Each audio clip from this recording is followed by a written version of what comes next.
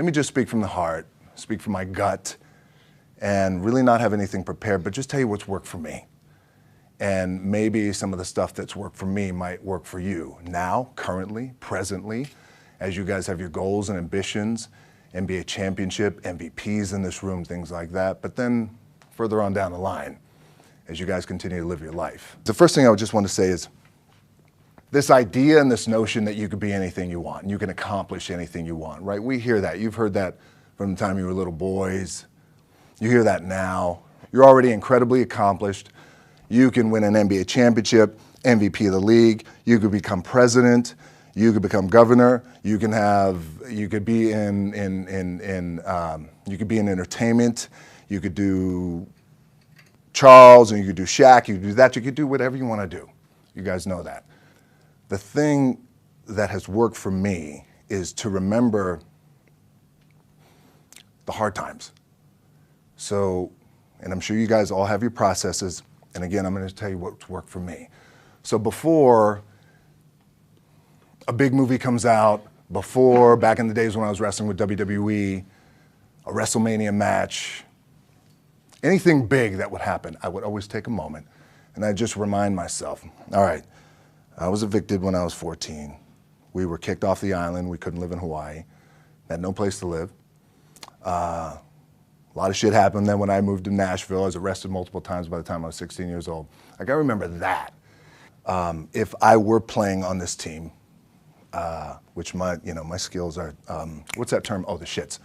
So I never play. But before I lace up, before I get on the court, before I play in these big games, before I go to the Staples Center, where history is there, those are historic walls there at the Staples Center.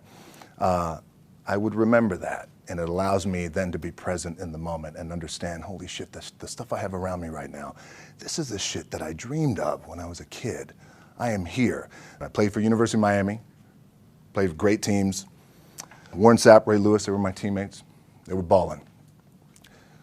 Warren Sapp was playing tight end that time. I was starting defensive tackle. Yeah. They moved him over to D-line. And he looked at me, he's like, yo, dude, I'm going to take your spot. I said, you ain't taking my fucking spot. He said, I'm going to take your spot. I said, no, you ain't. We battled, and he took my spot. Now, you can imagine how that fucked with me, because there goes my opportunity. He went in, switched to defensive tackle, lit the world on fire. Well, what that did, it crushed me. It crushed my dreams. I had a piss-poor senior year, zero production, no NFL, no combine invite, nothing. Finally went to the CFL. Calgary Stampeders, making $250 a week Canadian. Now, I had to send that shit home to my wife at that time. Had no money. So I remember that.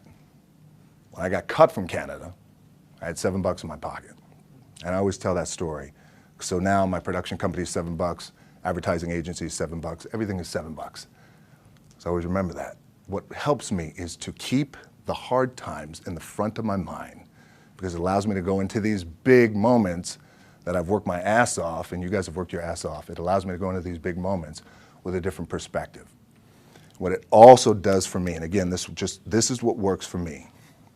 Like, I keep my back, excuse my language, my back is up against this motherfucker.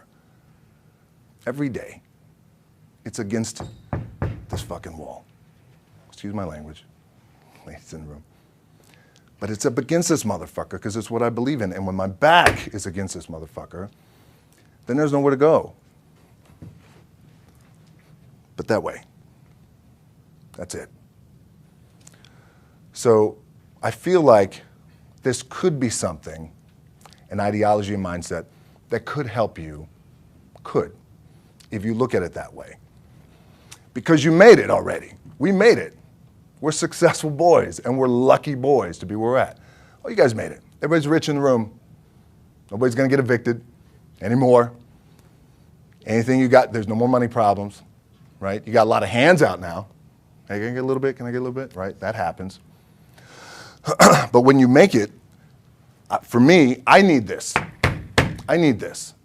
So every day, my back is up against this motherfucker, and this is how I operate. Now, doesn't mean you don't smile, doesn't mean you don't laugh and joke, right? You're happy, I'm a happy guy. But when it comes to business and when it comes to executing, it's up against this. And I got to go that way. And I don't give a fuck who is in front of me.